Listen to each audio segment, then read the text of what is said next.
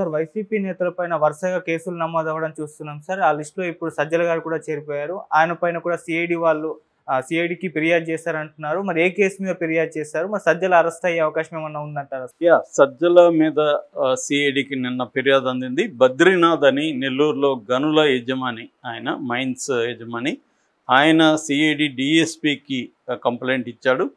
అందులో ప్రధానంగా ఏంటంటే నెల్లూరు దగ్గర సైదాపురం మండలం జోగపల్లి అనే ఒక గ్రామంలో ఒక పొలం, మైనింగ్ చేస్తున్న ఒక పొలం, యాక్చువల్గా అది వివాదాస్పదంగా కోర్టులో ఉంది.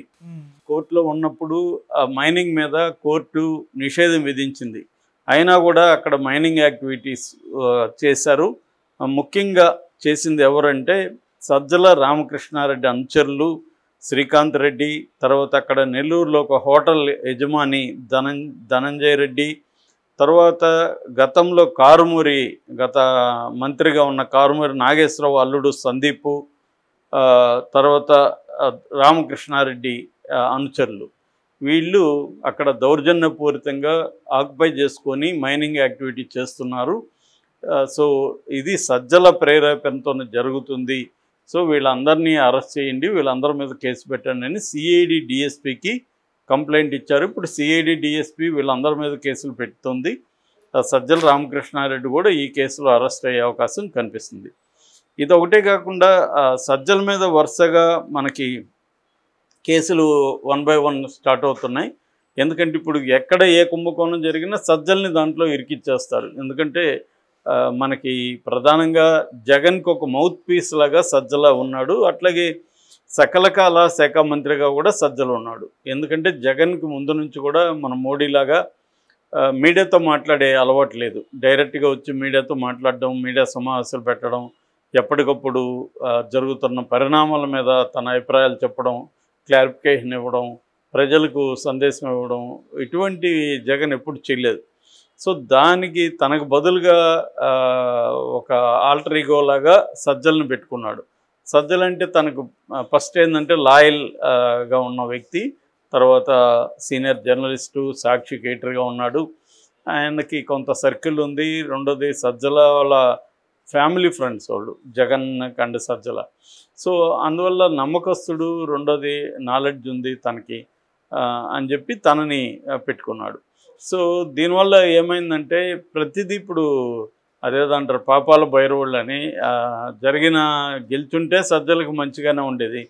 ఓడిపోవడంతో ఇప్పుడు అందరూ కూడా జగన్ని తిట్టలేక సజ్జలని, ధనంజయ రెడ్డి సీఎంఓ ఆఫీసర్ ధనంజయ రెడ్డి, వీళ్ళిద్దరి దోషులుగా చేస్తున్నారు. నిజానికి మన కామన్ సెన్స్ ఉండేవాళ్ళు ఎవరైనా ఆలోచిస్తే ఇప్పుడు ఎమ్మెల్యేలని, ఎంపీలని, ఇంపార్టెంట్ నాయకుల్ని జగన్ కలవకపోవడం వెనక వీళ్ళిద్దరే ఉన్నారనేది ఆరోపణ. జగన్ చెప్తేనే కదా వీళ్ళు చేస్తారు. జగన్ కలవాలనుకుంటే వీళ్ళు ఎలా అడ్డుపడతారు? కాకపోతే ఏంటంటే వీళ్ళు కూడా అధికారం ఉన్నప్పుడు, ఎందుకంటే వీళ్ళకి ప్రజలు ఇచ్చిన అధికారం కాదు, జగన్ ఇచ్చిన అధికారం ఇది. జగన్కి మాత్రమే లాయల్గా ఉంటే చాలు. అందువల్ల ఇలాంటి వాళ్ళని పెట్టడమే తప్పు, జగన్ తప్పది. ఎందుకంటే వీళ్ళకి ప్రజలకి ఎప్పుడైనా కూడా ప్రజలకి దగ్గరగా ఉన్న ప్రజాప్రతినిధులు అయితే వాళ్ళకి కొంత బ్రాడ్ థింకింగ్ ఉంటుంది. అంటే ఒక విషయాన్ని మనం చేస్తున్నప్పుడు, నిర్ణయం తీసుకున్నప్పుడు ఇది ప్రజల్లో పార్టీకి ఎలా ఉంటుందో అవన్నీ కనీసం ఆలోచిస్తారు. వీళ్ళకి ఇది ఉండదు. వీళ్ళు ఏంటంటే ఒక బ్యూరోక్రాట్స్ లాగా బిహేవ్ చేస్తుంటారు. ఇలాంటి వాళ్ళు ప్రతి గవర్నమెంట్లో ముఖ్యమంత్రుల దగ్గర ఉంటారు. సో వాళ్ళు ఏంటంటే లాయల్ ఇది మాత్రమే ఇచ్చి వీళ్ళని పెట్టుకుంటారు. సో దానివల్ల వచ్చే ప్రాబ్లమ్స్ ఇది. వాళ్ళేమో కన్వీనియంట్గా మనకి అనుకూలంగా ఉంటారు. మన దగ్గర జరిగే సీక్రెట్లు కావచ్చు, ఇంకోటి వీళ్ళ దగ్గర నుంచి దాటిపోదు, ఇట్లాంటివి వాళ్ళ అవసరాలు ఉంటాయి. కానీ దాని సైడ్ ఎఫెక్ట్లుగా చాలా నష్టాలు కూడా జరుగుతాయి. అంటే డైరెక్ట్గా కలిసే మెకానిజం లేకపోతే ఇలాంటి వాళ్ళు ఒక్కోసారి వీళ్ళ వల్ల ఇబ్బంది అవుతుంది. కానీ ఓవరాల్గా వీళ్ళిద్దరు కూడా జగన్ కంట్రోల్లో ఉంటారు. జగన్కి ఆలోచన ఉండాలి, మనం డైరెక్ట్గా కలవాలి ఎంపీలని, ఎమ్మెల్యేలని, అప్పుడు మనకి డైరెక్ట్గా సోర్సు నుంచి డైరెక్ట్గా తెలుస్తుంది అనేది ఉంటుంది. ఇప్పుడు ఎప్పుడైనా కూడా జగన్తో మాట్లాడడం, జగన్తో చెప్పుకునే విషయాలు వేరే ఉంటాయి. సజ్జలతోనో ధనంజయ రెడ్డితో వచ్చేసరికి వాళ్ళు మ్యాటర్ ఆఫ్ ఫ్యాక్ట్ లాగా చెప్పేసి వెళ్ళిపోతారు. కానీ ఒక పర్సనల్ టచ్ ఉండదు. ఎప్పుడైనా రాజకీయాల్లో పర్సనల్ టచ్ ఇంపార్టెంట్. అప్పుడే నీకు అనేక విషయాలు బయటకు వస్తాయి. ఆ పర్సనల్ టచ్ లేనప్పుడు ఏమవుతుంది, ఏదో కట్టె కుట్టె తెచ్చేలాగా చెప్పేసి ఇది ఇది ఇది సార్కి చెప్పండి అనేసి వెళ్ళిపోతారు. వీళ్ళు మళ్ళీ దాన్ని చెప్పేసరికి అది ఇంకా డైల్యూట్ అయిపోతుంది. సో జగన్ దగ్గరికి వెళ్ళేసరికి అది డైల్యూట్ అయిపోయి ఇదేం పెద్ద విషయం కాదులే నువ్వు చెప్పేసేయని చెప్తాడు. అంటే ఒక సీరియస్ విషయం కూడా జగన్ దగ్గరికి వెళ్ళేసరికి ఫిల్టర్ అయిపోయి మైనస్లోకి వెళ్ళిపోతుంది. సో ఇప్పుడు జగన్ చెప్పాలనుకున్నామని ఇతను చెప్పడం, ప్రతిపక్షాలను తిట్టాలనుకున్న ఇతని దగ్గర తిట్టించడం, దీనివల్ల ఏమైందంటే ఇప్పుడు అతనికి మేలు జరిగి ఉండొచ్చు, అతను ఏమైనా కొంత డబ్బులు సంపాదించుకు ఉండొచ్చు, సర్కిల్ ఉండొచ్చు, ఆస్తులు సంపాదించుకు ఉండొచ్చు, ఎవరైనా చేస్తారు అధికారం ఉన్నప్పుడు. అది కాకుండా ఇప్పుడు అతనికి ఏమైందంటే ప్రతిపక్షాలు అన్నీ కూడా సజ్జల మీదనే కోపం ఉంటుంది. సజ్జలను ఖచ్చితంగా నెంబర్ 2గా పరిగణిస్తున్నప్పుడు జగన్ తర్వాత సజ్జల మీదే వీళ్ళకి కోపం ఉంటుంది. కాబట్టి ప్రతి కేసులో సజ్జలను ఇరికిస్తారు. సజ్జల హ్యాండ్ ఉందా లేదా అనేది మనకు పక్కన పెడితే ఖచ్చితంగా ప్రతి కేసులో సజ్జల ఉంటాడు. ఆ రకంగా సజ్జల కూడా ఇప్పుడు జైలుకి వెళ్ళే అవకాశాలు ఖచ్చితంగా ఉంటాయి. సజ్జలు కూడా ఫేస్ చేయాలి ఇవన్నీ. అంటే ఇప్పుడు ఏంటంటే వైసీపీలో 1 by 1 ఒక్కొక్కరు జరుగుతుంది. ఫస్ట్ వికెట్ పిన్నెల్లి రామకృష్ణారెడ్డి ఈరోజు సెంట్రల్ జైలుకి వెళ్ళాడు. ఇంకా వరుసగా మనం చూడబోతున్నాం. ఆల్రెడీ కేసులు అయితే చాలామంది మీద పెడుతున్నారు. ఎవరిని ఎప్పుడు అరెస్ట్ చేస్తారనేది తెలీదు. అది మామూలుగా అదే మెథడ్ పాటిస్తారు. జగన్ కూడా అదే మెథడ్, ఫ్రైడే నైట్లో అరెస్టులు చేయడం. ఎందుకంటే వాళ్ళని 24 hours లోపల కోర్టుకు పెట్టాలి కాబట్టి, వాళ్ళు కోర్టులు ఉండవు కాబట్టి సాటర్డే సండే బెయిల్ ఇమీడియట్గా రావు కాబట్టి 2 రోజులైనా జైల్లో పెట్టచ్చు కదా వాళ్ళని అనేది వేధింపులు అనేవి ఇట్లాగే ఉంటాయి. ఫ్రైడే లేట్ నైట్ ఎప్పుడో లేదా సాటర్డే ఎర్లీ మార్నింగ్ పోయి అరెస్టులు చేస్తారు.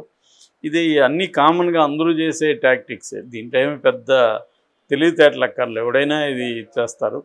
సో ఈ క్రమంలో వరుసగా ఇప్పుడు మనం అనేక కేసులు సజ్జల మీద ఉండబోతున్నాయి. సజ్జల కొడుకు సజ్జల భార్గవ్, అతనేమో సోషల్ మీడియా ఇన్ఛార్జి కాబట్టి ఆల్రెడీ సోషల్ మీడియా వాళ్ళని పట్టుకొని మోకాళ్ళ మీద నిలబెట్టి సారీలు చెప్పడం అనేది ఒక బ్యాచ్ చేస్తుంది, తెలుగుదేశంలో బ్యాచ్.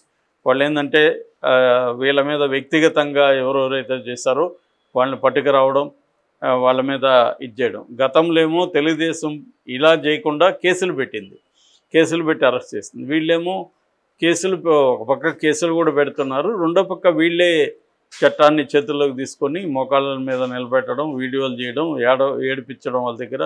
ఇవన్నీ ఆల్రెడీ 5-6 నేనే చూశాను, ఇలాగా వస్తున్నాయన్నమాట. సో ఇది నేను ముందే చెప్పాను, మనం రోజు ఒకటి చెప్పుకుంటామని చెప్పాను. రివెంజ్ పాలిటిక్స్ అనేది పెద్ద ఎత్తున స్టార్ట్ అయిపోయింది. June 4th నైట్ నుంచే స్టార్ట్ అయిపోయింది.